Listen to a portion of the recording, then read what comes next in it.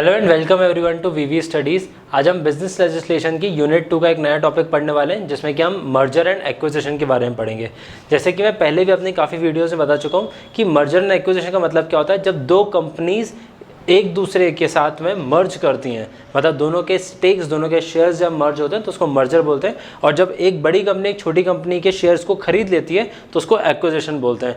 Basically हम ये बोल सकते हैं कि दो रनिंग पर अलग अलग कंपनीज जब एक दूसरे के साथ मिलकर काम करती हैं तो उसको मर्जर बोलते हैं। और जब एक बड़ी कंपनी स्टेक ले लेती है दूसरे में और उसके एम्प्लॉयज़ या एसेट्स और लाइबिलिटीज़ को परचेज कर लेती है तो उसको हम एक्विजिशन बोलते हैं। यहाँ पे हम सबसे पहले टाइप्स ऑफ मर्जर्स पढ़ेंगे, जिसमें कि हम हॉरिजॉन्टल मर्जर समझेंगे।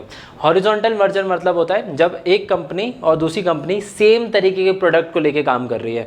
जैसे कि ए कंपनी भी सर्फ बना रही है, बी कंपनी भी सर्फ बना रही है, सेम प्राइस बैंड पे सेम कंपनी को सेम कस्टमर को टारगेट कर रही है, या फिर हो सकता है कि अलग अलग कस्टमर को टारगेट कर रही है। एक महंगा सर्फ बनाती है, एक सस्ता सर्फ बनाती है। जो सस्ता बनाती है वो मासेस को केटर करना चाहती है, और जो एक महंगा बनाती है वो सिर्फ प्रीमियम मार्केट को केटर करना चाहती है। तो अब दोनों कंपनीज मर्ज कर लेंगी अपने आप को, तो क्या करेंगी कि हर एक कस्टमर को अपना प्रोडक्ट सेल कर सकती हैं। जो सस्ते प्रोडक्ट खरीदना चाहते हैं उनको भी, और जो महंगे प्रोडक्ट खरीदना चाहते हैं उनको भी वो सेल कर सकते हैं। Next is vertical merger. Vertical merger generally होता है कि जब आपके पास में एक लाइन ऑफ प्रोडक्ट है, लेकिन आप इसके नीचे और लाइन ऑफ प्रोडक्ट्स बनाना चाहते हो। जैसे मान लीजिए एक कंपनी है जो कि इलेक्ट्रॉनिक्स का काम करती है। जैसे लेट से कि एक कंपनी है ना वॉशिंग मशीन बनाती है, वॉशिंग मशीन बनाती है, लेकिन वो रेफ्रिजरेटर नहीं बनाती। तो आते तो दोनों इलेक्ट्रॉनिक्स में ही हैं, दोनों प्रोडक्ट अलग हैं बट उनको वर्टिकल सेम है। तो ए कंपनी जो कि वॉशिंग मशीन बनाती है, बी कंपनी जो कि रेफ्रिजरेटर बनाती है, ये दोनों अपने आप को मर्ज कर लेंगे ताकि इनका इलेक्ट्रॉनिक्स मार्केट में इनका बैंडविड्थ इंक्रीज हो जाए। जब आप किसी जगह पे आप प्रोडक्ट खरीदना जाओगे तो आपको वॉशिंग मशीन भी इनकी कंपनी का दिखेगा, रेफ्रिजरेटर भी इनकी कंपनी का दिखेगा, और हो सकता है कि एसी और अलग जो इलेक्ट्रॉनिक्स हैं वो भी आपको सेम कंपनी के वहाँ पे मिल जाए। तो this is vertical merger. Next है सर्कुलर मर्जर। अब सर्कुलर मर्जर में जनरली आप समझ सकते हैं कि कोई एंड लूप नहीं है, यहाँ का एक लूप है बेसिकली जिसका कोई एंड नहीं है। तो आप किसी भी तरीके के प्रोडक्ट को वहाँ पे आप मर्ज कर सकते हो। फॉर एग्जाम्पल जैसे कि एक बहुत साल पहले हुआ था कि एक बैटरी की कंपनी, जिसका आपने सबने नाम सुना होगा, एक्साइड कंपनीज, एक्साइड ने रॉक्सफॉन के साथ में अपना मर्जर किया था। तो इस मर्जर में मतलब दो अलग अलग तरीके की चीज़ें थी। ऑब्वियसली जैसे एक्साइड का काम क्या है, बैटरीज बनाना। दूसरा वो अगर मान लीजिए सीमेंट बनाने वाली कंपनी के साथ में अगर मर्जर कर रही है तो दोनों का ही, दोनों ऐसे प्रोडक्ट्स हैं जिनका कोई रिलेशन नहीं है, बट जस्ट फॉर डाइवर्सिफिकेशन आपने वो मर्जर कर लिया है। आपको लग रहा है कि ऑलरेडी मैं बैटरीज बना रहा हूँ, ये this particular field is working good, मैं चाहूँ तो अब एक और काम कर सकता हूँ, दैट इज ऑफ सीमेंट। अब मैं सीमेंट में भी, क्योंकि लोग रियल एस्टेट के ऊपर बहुत खर्चा कर रहे हैं, गवर्नमेंट बहुत खर्चा कर रही है, तो मेरे को भी सीमेंट से रिलेटेड काम करना चाहिए। Next is कॉग्लोमरेट। कॉग्लोमरेट सुन के आपके दिमाग में आना चाहिए अडानी, अंबानी, ये सब क्या है, कॉग्लोमरेट्स हैं। जैसे टाटा हुआ, कॉग्लोमरेट है, क्योंकि टाटा है ना सिर्फ एक प्रोडक्ट के ऊपर काम नहीं करता। जैसे आपने सुना होगा टाटा मोटर्स है जिसमें वो कार बनाता है, कार के साथ साथ अंदर उसके पास बहुत सारे डाइवर्सिफिकेशन है, वो कमर्शियल भी बनाता है, वो वही पैसेंजर व्हीकल्स भी बनाता है। प्लस आप देखोगे तो टाटा की बैटरीज भी आती हैं, टाटा का केमिकल का प्लांट भी है, टीसीएस भी है, टाटा का एलेक्सी भी है, टाटा का केमिकल प्लांट भी है। तो ऐसे टाटा के बहुत अलग अलग जगह डाइवर्सिफिकेशन है। तो इस डाइवर्सिफिकेशन को हम बोलते हैं कॉग्लोमरेट। जैसे अंबानी के अलग अलग जगह, जैसे वो मीडिया में भी है, अंबानी जियो का आपने सबने सुना हुआ है, पेट्रोलियम में है, सीमेंट में है, क्रूड ऑयल में है। तो ये अलग अलग मिला के क्या हो गया, कॉग्लोमरेट हो गया। सेम अडानी का भी है। तो इसको हम जब मल्टीपल डाइवर्सिफिकेशन होते हैं तो उसको हम बोलते हैं कॉग्लोमरेट। अब मर्जर किस वजह से किए जाते हैं? दो कंपनीज कोई भी अपने एसेट्स को मिलाना क्यों चाहेगा? दो अलग अलग कंपनीज है, वो मर्ज होना क्यों चाहेंगे? उसके क्या रीज़न होते हैं? पहला, इजी एंड क्विक।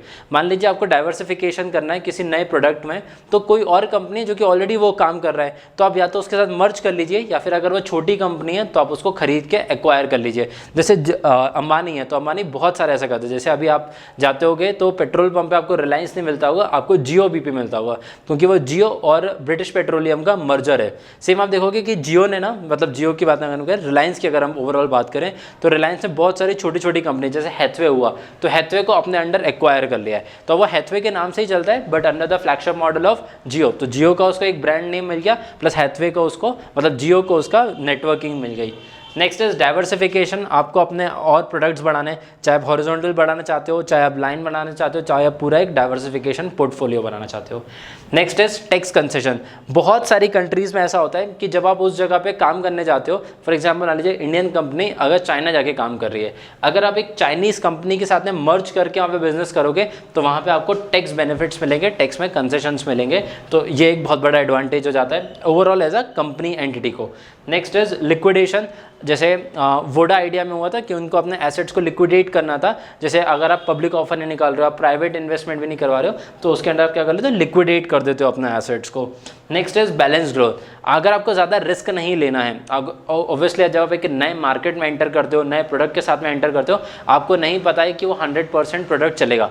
जैसे सैमसंग के मोबाइल्स हम सबको पता है कि सैमसंग बहुत बड़ी कंपनी क्यों है, क्यों मोबाइल बनाती है, बट सैमसंग का और भी काम है, सैमसंग का इंफ्रास्ट्रक्चर का काम है, सैमसंग के और भी इलेक्ट्रॉनिक्स प्रोडक्ट्स का काम है, बट क्या वो सैमसंग के मोबाइल जितना काम करते हैं, हो सकता है कि नहीं करें। तो वहीं पे आपको है ना बैलेंस ग्रोथ के लिए डाइवर्सिफिकेशन की ज़रूरत होती है। हो सकता है एक प्रोडक्ट आपका बहुत अच्छा काम करेगा, हो सकता है एक प्रोडक्ट आपका बहुत अच्छा काम ना करे।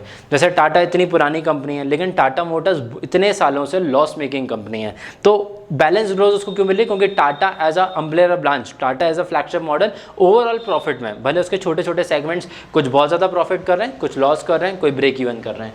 एंड लास्ट है सिनर्जी, आपके पास में मतलब आप एक कंपनी है जिसकी कुछ ए एट्रीब्यूट्स है कि वो किसी एक कैटेगरी में बहुत अच्छा है, लेट्स से कि वो रिसर्च में बहुत अच्छा है, बी कंपनी है जो कि मार्केटिंग में बहुत अच्छा है या फिर प्रोडक्ट बनाने में बहुत अच्छा है, तो इन दोनों ने मर्ज कर लिया अपने आप को, तो इनके पास अब दो कैटेगरीज आ गई कि ये रिसर्च भी अच्छा करते हैं, प्रोडक्ट भी अच्छा बनाते हैं, प्लस मार्केटिंग भी अच्छा करते हैं। तो इनका मार्केट ऑब्वियसली मार्केट कैपिटलाइजेशन जो होगा या मार्केट वैल्यू जो है वो इंक्रीज हो जाएगी।